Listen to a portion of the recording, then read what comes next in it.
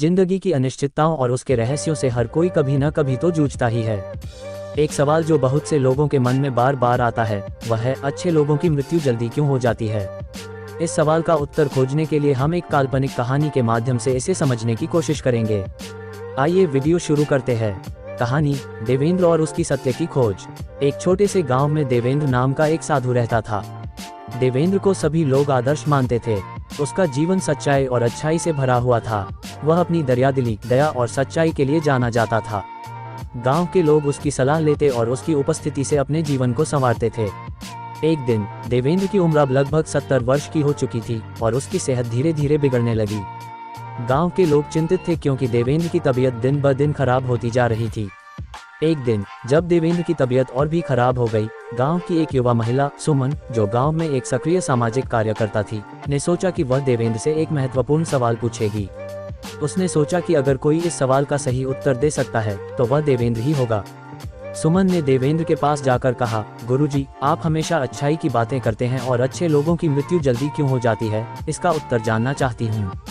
देवेंद्र ने उसकी बात सुनी और थोड़ी देर सोचने के बाद कहा, इस सवाल का उत्तर खोजने के लिए तुम्हें एक यात्रा पर जाना होगा। इस यात्रा में तुम्हें कई चीजों का सामना करना पड़ेगा और तुम्हें कुछ गहरे सबक सीखने को मिलेंगे। सुमन ने देवेंद्र की बात मान ली और यात्रा पर निकल पड़ी।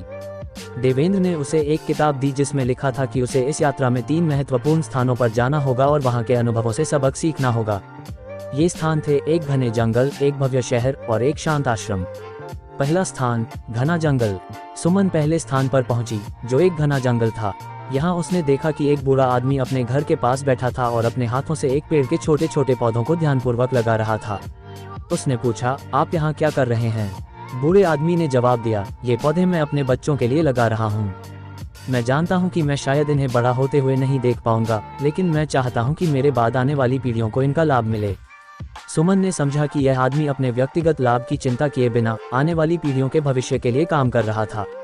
उसने ये समझा कि अच्छे लोग अपनी उम्र या जीवन की लंबाई से परे जाकर अपने कर्मों के प्रभाव की सोचते हैं। दूसरा स्थान, भव्य शहर। सुमन ने अगले स्थान पर जाकर एक भव्य शहर देखा।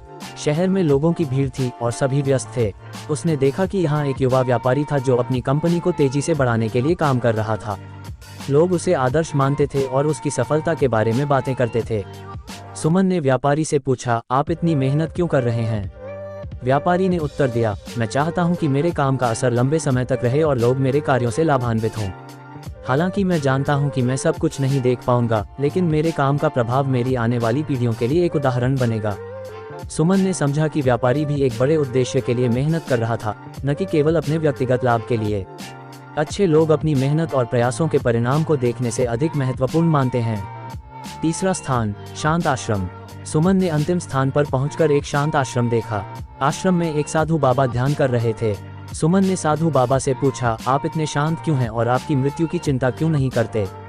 साधु बाबा ने उत्तर दिया, हम सभी की मृत्यु निश्चित है, लेकिन यह जरूरी नहीं कि जीवन की लंबाई ही सबसे महत्वपूर्ण चीज है।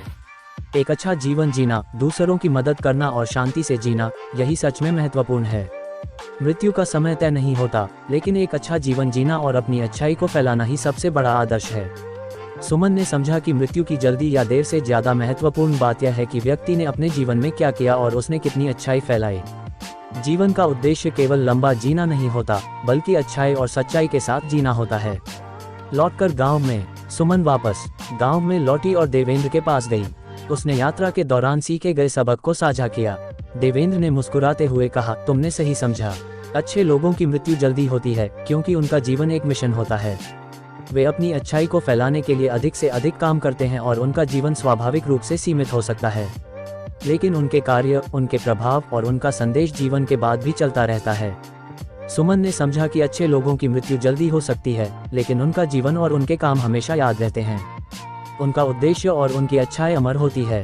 कहानी से यह सीखने को मिलता है कि जीवन की लंबाई से अधिक महत्वपूर्ण बात यह है कि हम अपने जीवन में कितनी अच्छाई फैलाते हैं और दूसरों के जीवन में कितना सकारात्मक प्रभाव डालते हैं। यही असली सार है अच्छे लोगों की जल्दी मृत्यु का।